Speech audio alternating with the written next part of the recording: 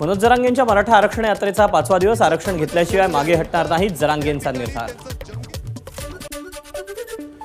मनोज जरांगेंच्या आंदोलनाला पाठिंबा देण्यासाठी नाशिकहून मराठा आंदोलक पुण्याच्या दिशेने रवाना, मराठा आंदोलकांना नाशिकहून रसद पुरवणार। सांगली जिल्ह्यात आजपासून मराठा समाजाच्या सर्वेक्षणाला सुरुवात, सकाळी आणि संध्याकाळी सर्वेक्षणासाठी नियुक्त केलेले अधिकारी सर्वेक्षण करणार। कोल्हापुरात मराठा सर्वेक्षणाला सुरुवात, प्रत्येक कुटुंबाला 150 प्रश्न विचारले जाणार। एका चित्ररथाच्या माध्यमातून मराठा समाजाला जाग करत कोल्हापुरातील सकल मराठा समाजाची मुंबईच्या दिशेने कूच, कोल्हापुरातील अनेकांना पोलिसांची नोटीस, मात्र नोटिशीला न घाबरता सकल मराठा समाज मुंबईकडे। आमदार रोहित पवार यांच्या ईडी चौकशी विरोधात राष्ट्रवादीचे कार्यकर्ते आक्रमक, सोलापुरातल्या 4 हुतात्मा चौकात रोहित पवारांच्या समर्थनार्थ राष्ट्रवादीची निदर्शनं। खासदार नवनीत राणा प्रकरणी सर्वोच्च न्यायालयाने 20 फेब्रुवारीपर्यंत सुनावणी पुढे ढकलली। उच्च न्यायालयाने निर्णय देऊनही प्रकरण प्रलंबित राहत असेल तर नक्कीच काहीतरी चुकीचं घडतंय, माजी आमदार अभिजित अडसूळ यांचं वक्तव्य। जेजुरी गडावर शाकंभरी उत्सवाचा उत्साह, मंदिराच्या गाभाऱ्यात पालेभाज्या आणि फळभाज्यांची पूजा, दरवर्षीप्रमाणे जेजुरीच्या मेघमल्हार प्रतिष्ठानच्या वतीने धार्मिक उपक्रम संपन्न।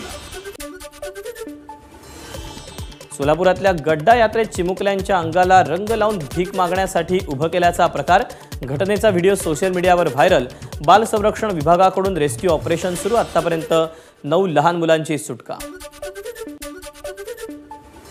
नाशिकमधील साधना एज्युकेशन शाळेचा उद्घाटन सोहळा, आदित्य ठाकरे आणि रश्मी ठाकरेंची शाळा लोकार्पण सोहळ्याला उपस्थिती। आमदार विश्वजित कदम बनले शिक्षक, सांगलीच्या पलूस येथील माध्यमिक शाळेत जाऊन 7वी क च्या वर्गात घेतला इंग्रजीचा तास।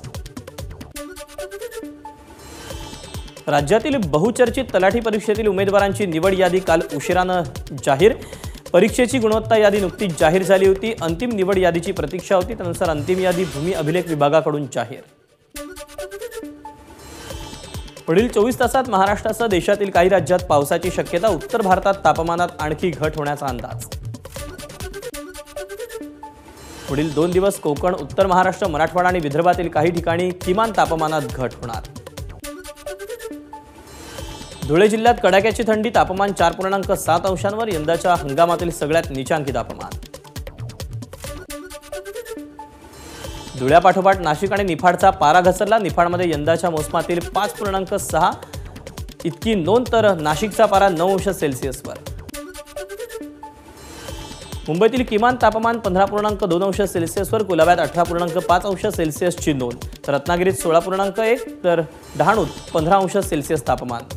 तिकडे परभणी जिल्ह्यात थंडीचा कडाका वाढला, 10.9 अंश सेल्सिअसची नोंद। सोन्या चांदीचे दागिने महागणार, सोन्या चांदीच्या नाण्यांच्या आयातीवरील शुल्क 10%वरून 15%वर, याशिवाय मौल्यवान धातूंपासून बनवलेल्या नाण्यांवरील कस्टम ड्युटीही वाढवण्यात आली।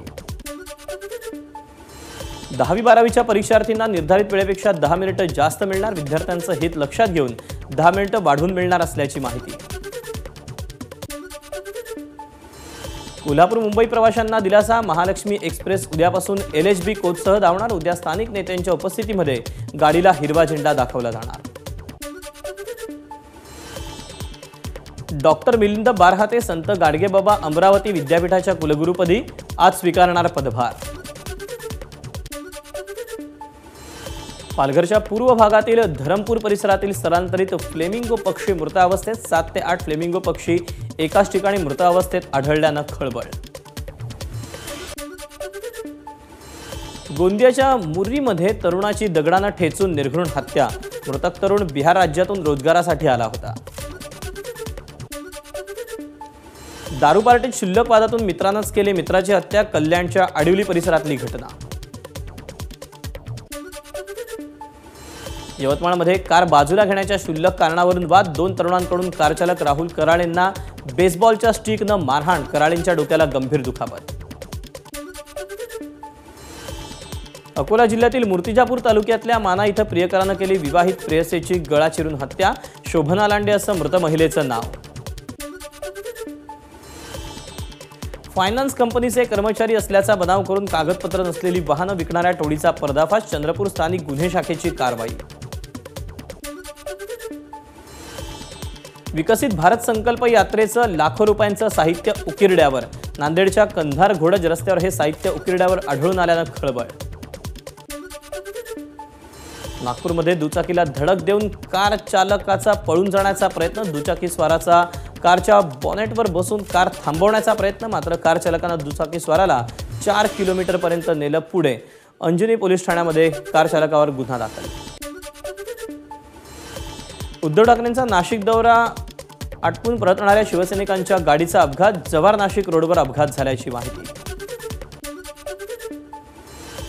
अहमदनगरच्या भालवणी परिसरात उसाचा ट्रॅक्टर, एसटी आणि इको गाडीचा भीषण अपघात. 6 जणांचा मृत्यू.